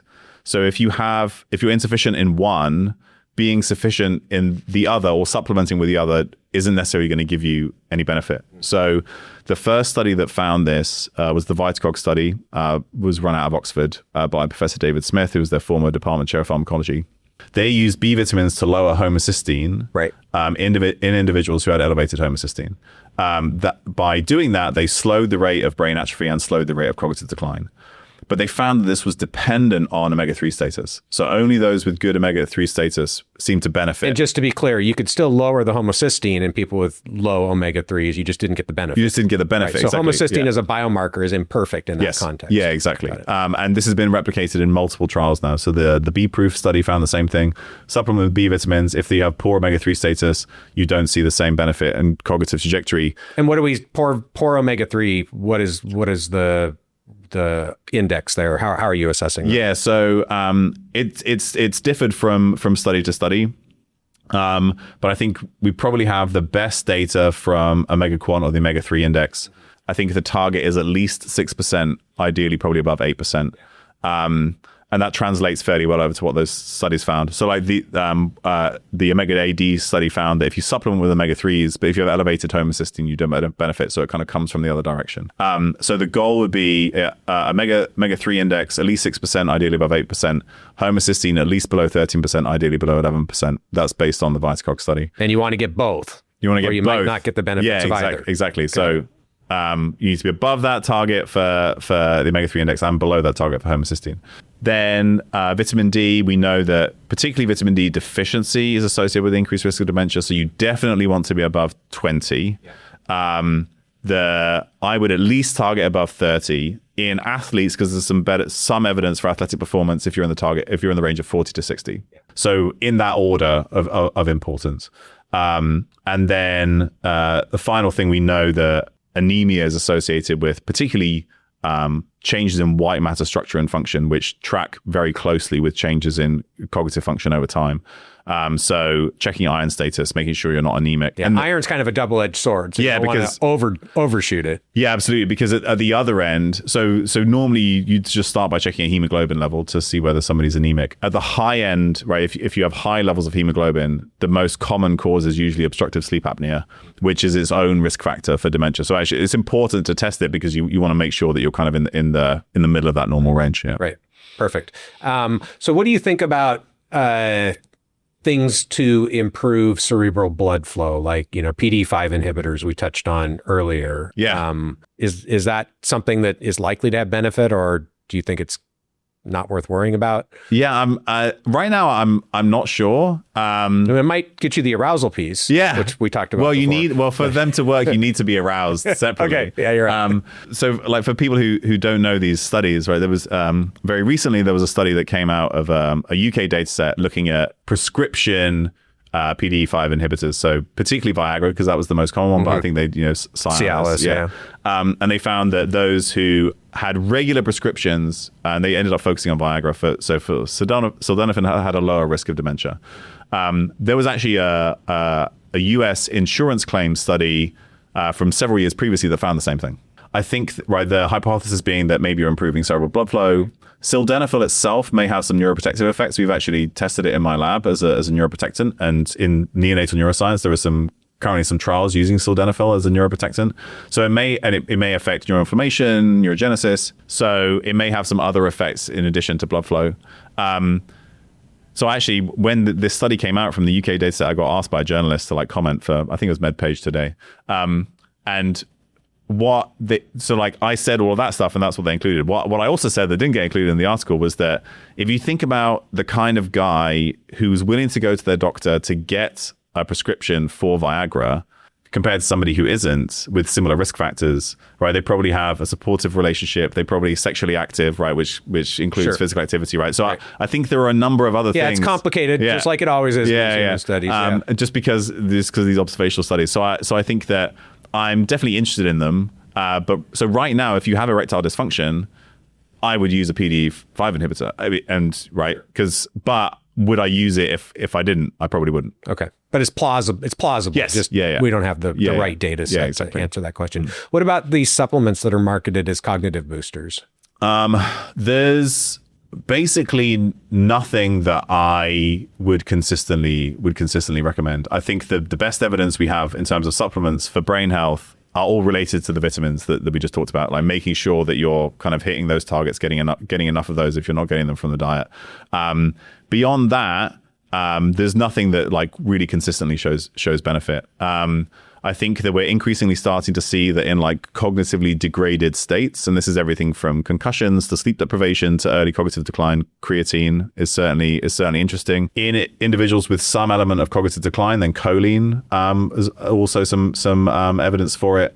There have been some interesting studies using what they call this big mix of metabolic activators, like large doses of L-serine and a whole bunch of vitamins and things. And I think, again, you're probably largely just addressing nutritional deficiencies rather than anything like any individual compound in high doses having a significant effect. And then the kind of final thing which is definitely interesting. There've been some early studies on supplementing with ketones in I was going to ask about ketone esters. Yeah, actually, the best data in cognitive decline used MCTs, so medium chain triglycerides, rather than ketone esters. And they saw increases. So they did PET scans to look at energy. These are in uptake people to the with brain. MCI or with MCI and early stage Alzheimer's. Okay. This is done by Stephen Kinane. And what they found was that, as you'd expect in people who are experiencing cognitive decline or Alzheimer's disease, you have decreased glucose uptake into certain areas of the brain. Right. When they then did that with the PET scan, when they did an acetoacetate PET scan, they saw increases in that when they were supplementing with ketones. So it didn't change glucose metabolism, but it increased energy availability through acetoacetate. And that was associated with improvements in cognitive function. But this is like a small sort of fairly pilot trial. Right. But I think that once you've reached that point, then ketones are potentially interesting. Yeah. But we're in a similar situation where which formulation, which dose, which ratio of L form and D form and which ester and all that, like we just don't know yet. And are you aware of any data in people who are cognitively normal, cognitively healthy with ketone esters? And no, very little. So I think there's been a little bit done by some colleagues of mine at the Institute of Human and Machine Cognition in Florida in military groups. They've used a ketone ester under the setting of extreme physical exertion or hypoxia. Yep. There may be a slight cognitive benefit, but actually it wasn't as impressive as some people might have expected. Yeah. Then Jonathan Little's group at UBC have done ketone ester supplementation in people with diabetes and obesity. Sometimes it improves cognitive function, sometimes it doesn't. So there hasn't really been a slam dunk on the cognition front yet. And what about NAD and NAD precursors? I haven't seen any high quality data on NAD precursors in terms of improving cognitive function. There was that very recent paper that made a lot of waves looking at they used a compound that improved NAD scavenging, right, to maintain NAD levels in a mouse model of Alzheimer's disease. I have no idea whether that actually relates to human cognition at all. So I haven't seen anything strong on that front. Okay. And then, because I have to ask, what do you think about rapamycin? Talking to you about rapamycin feels a little odd. Again, I think that where some of the most, I haven't seen much on the cognition front. Again, that would sort of make me think in humans, particularly from a cognitive function standpoint. So there's a couple of studies. You may not have seen them. They're very small, right? But there's a couple that I thought were interesting. One was showing improvements in cerebral blood flow, particularly in ApoE4 carriers with rapamycin, and the other was showing, I believe, both cerebral blood flow improvements and volume changes in the brain in ApoE4 carriers again. But very small, short-term studies. Yeah. But to me, I thought those were interesting observations that kind of matched the animal data. Yeah. But it sounds like you haven't really come across anything that piqued your interest there. Yeah, nothing. So like those summaries, I'll definitely need to read those papers, but nothing that sort of made me particularly bullish about its use on the cognitive standpoint. I would think more, and where I think some of the data are better in sort of like the immune regeneration, immune resilience kind of stuff. And I think that's relates to the brain in a really important way, because when you look at longitudinal data and like you follow the same people over time and look at their cognitive function over time. Yeah. And there's one study that was done here, the adult changes in thought study was done in, some of the group is based in Seattle, the University of Washington. You see, it's not that it's this like consistent decline. You see step change drops with significant illness. So if you have a significant illness, especially if you're hospitalized, you then see a significant drop in function. And some of that's related to the illness itself, but some of it's also going to be related to being bedbound, not physically or cognitively active in any way, and then function is lost. So if you're using rapamycin and that's decreasing the likelihood or severity of illnesses because you're improving immune function, right? So I would expect some significant... Or even neuroinflammation as well, right? Absolutely. I think it'll be coming out soon. There will be a 60 Minutes episode on the dog aging project and some of the cognitive functions there. And at least in some of the dogs, there seems to be a decrease in neuroinflammation with canine cognitive dysfunction, which is may or may not be the same as Alzheimer's, but has some parallels. So I mean, I think it's an interesting molecule. And absolutely. And I wish we had the clinical trials, but we don't yet. So we're kind of stuck speculating. So is there anything that on the like interventional side we haven't talked about that you're enthusiastic about or watching closely, or, it seems like the pharmaceutical approach to Alzheimer's has not been nearly as productive as any of us would have hoped. Yeah. To put it mildly. But is there anything that's got you, excited? I think that what I'm particularly excited about is interventions related essentially to all the things that we've talked about. So I'm working with some groups trying to develop cognitive stimulation in virtual reality, both for like skill development, but also potentially to kind of maintain or build cognitive function with aging. So other stimulus related technologies that we've kind of already touched upon. Obviously, there's a lot of stuff on the physical activity side that there's a lot of evidence there now as well. Are there certain types of exercise that you think people should really be prioritizing, or do they need to take a balanced approach? Luckily, taking a balanced approach gets you pretty close. But some of the best evidence that we have is, so if you're starting off very sedentary, then just starting to do essentially small amounts of zone 2 work. There's one study that showed that significantly improves the size or the volume, structure and function of the hippocampus, right? This is published in PNAS about 15 years ago now. They just did 40 minutes of brisk walking 3 times a year for 12 months, saw a growth in hippocampal volume, whereas a control group saw an expected age-related decline, 1 to 2%. Yeah. So you can even reverse some of the morphological changes in the brain. Yeah. So that group wasn't very fit to start with. I think their average VO2 max was in the 20s. Mm-hmm. Then, so if that's your starting point, start there. If you're already sort of frequently moving, then I think 2 things three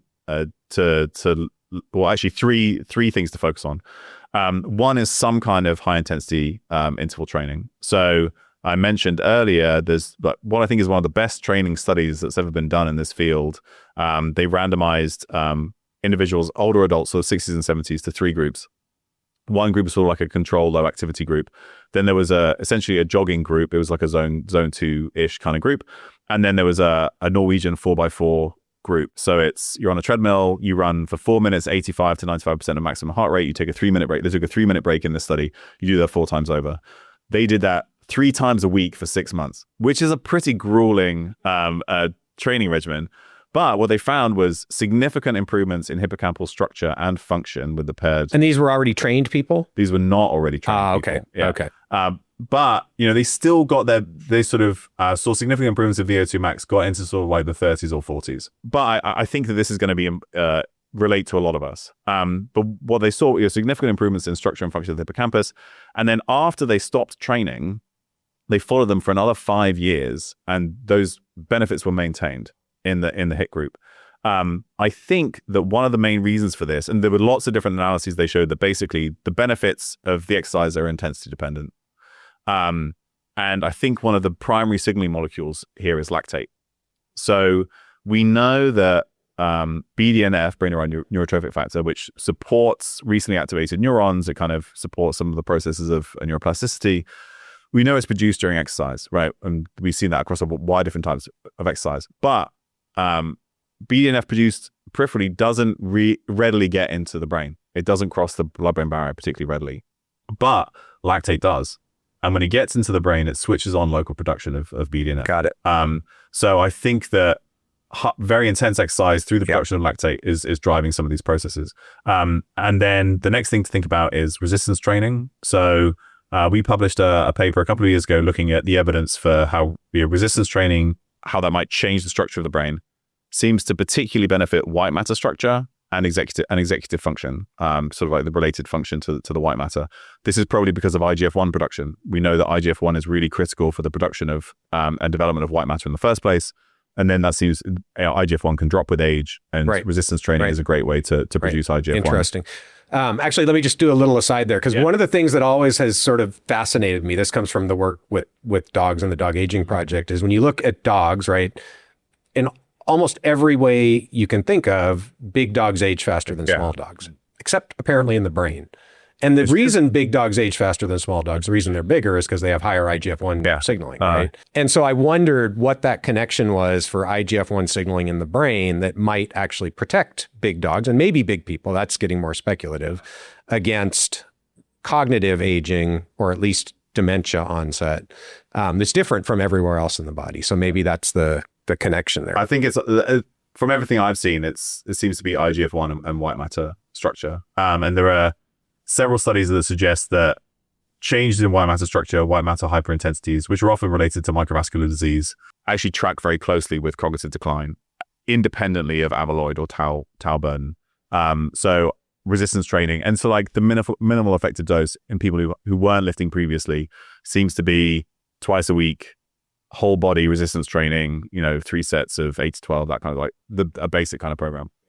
Then the final thing I consider, particularly for any kind of aerobic activities, rather than doing, if you enjoy jogging or cycling, you should do it, but switching unimodal activities for coordinative exercise, when they, across ages, when you compare a coordinative exercise or a ball sport, a team sport, a martial art. Right. So something that requires thinking, reacting to the environment, things like that. Exactly.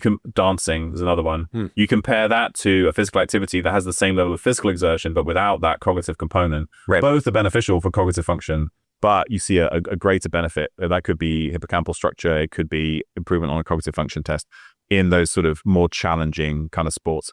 So if you can swap jogging for pickleball, right, occasionally you might see some additional benefits there. Got it. And so I guess the other piece to go back to is nutrition. So there's deficiencies, and then there's the metabolic health component. Leaving those two things aside, where do you gravitate towards in terms of a strategy for nutrition? Yeah, I think specifically for cognitive health during aging. Yeah, I think addressing ensuring adequate or as much as possible intake of those other things that we mentioned earlier, omega-3s, B vitamins, right? So it's going to require whole food-based, generally minimally processed type diet. I call the nutrients in the diet kind of the great leveler, because as long as you're getting your B vitamins and omega-3s, I don't care whether you're plant-based or keto, right? I think, right, those are the things that are going to be the biggest levers. As long as it's sustainable, you're maintaining energy status, which we know is a critical aspect of brain reserve, right? Under-eating and overeating are both bad for the brain.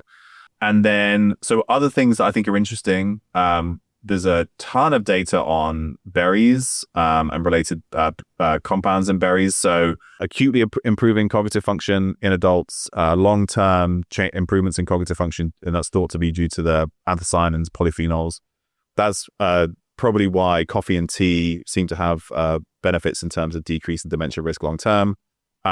Similar compounds that you get, like the carotenoids that you get in fruits and vegetables, so lutein, zeaxanthin, astaxanthin, that makes it's on your list. It's in your bracket. Longevity March Madness. Yeah, it's we'll in see your if bracket. it makes a run. So I think those things, we know that the greater intake of those is associated with better, like lower brain age on an MRI scan, like decreased risk of dementia. You can also, they've also looked at brains of people who have Alzheimer's or not. Do you think people can supplement those things, or does it have to come from the diet? The answer is, I'm not sure, but certainly. So one example that we have is the Cosmos study, right? So thousands of people were randomized to either a vitamin or a cocoflavanol, or neither. And what they found was that from a cognitive standpoint, in those who had a poor quality diet, so low antioxidant intake, who were then supplemented with a cocoflavanol, so that's an isolated flavanol from cocoa, they saw improvements in cognition. So I think it's probably going to be diet dependent, right? If you're eating in general a healthy diet that's full of these sort of antioxidants naturally, taking an additional supplement may not have that much of an effect. If you're eating a standard Western diet and somebody gives you astaxanthin and a cocoflavanol and some like berry anthocyanins, I would probably expect to see some benefit. Yeah, I think that makes sense. Okay, what haven't we touched on that you think is important for people to understand about cognitive health, brain aging? So the final group of risk factors I think about, so now we come to like the third S, right? So we've like stimulated the brain, we brought in a supply of the things it needs to run that task, and then we need to support the adaptation processes that result from that. So this is the support bucket. So sleep is obviously critical, right? That's when new synapses are reactivated, cemented. It's where the glymphatic system is activated. We clean out a whole bunch of different things. We activate enzymes that break down adenosine and other things that have been like accumulated during the day. So sleep is critical. Then there are, within this bucket, we can also think about trophic factors that we know can be important. So some of the stuff that's produced during exercise we talked about, BDNF, IGF-1, but hormonal status may play a role here too, right? As they can act as trophic factors in the brain.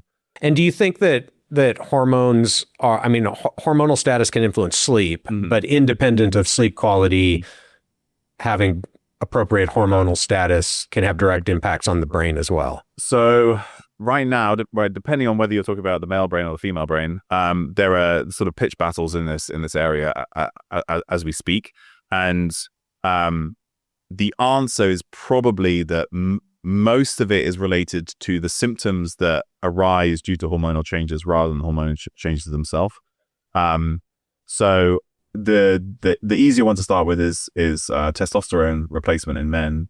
You do see some evidence that if you have hypergonadism, so you have like truly low testosterone levels and cognitive symptoms that come with that, replacing testosterone does seem to improve some of those symptoms. Sure. In women in the sort of perimenopausal period or during menopause, there have been lots of trials that have looked at different combinations of menopausal hormone therapy and looked at the effects on cognition.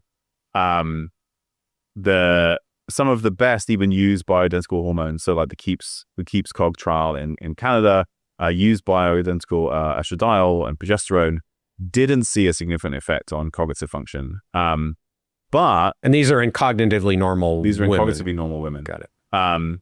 But you also see other studies that suggest that addressing the symptoms of perimenopausal, particularly vasomotor symptoms, does significantly improve a cognitive function, regardless of whether that involved hormones or not. So there was one study where they did nerve blocks to reduce vasomotor symptoms.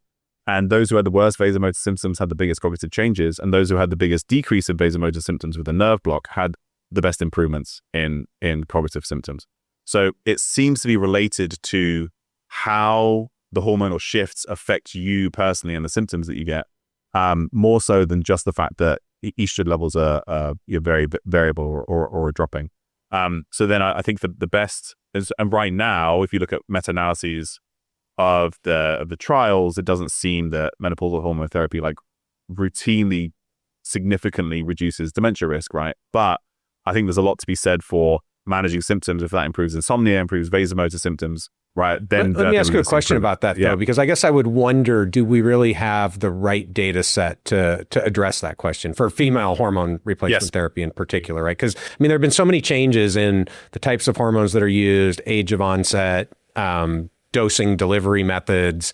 And there was this long period after the Women's Health Initiative where hormone therapy was out of style, to put it mildly, right? So I just wonder if we even have the right populations to be able to answer that question. Yeah, no, I think you're absolutely right. In the book, I even say that I think we could make an argument that the right study hasn't been done yet. Yeah. So we're just dealing with the studies that we do kind of, And but I think it's important to mention that the sort of traditional guidelines would say use menopausal hormone therapy to address symptoms. And if you address symptoms, you improve quality of life. Maybe you improve a whole bunch of other things that would haven't yet.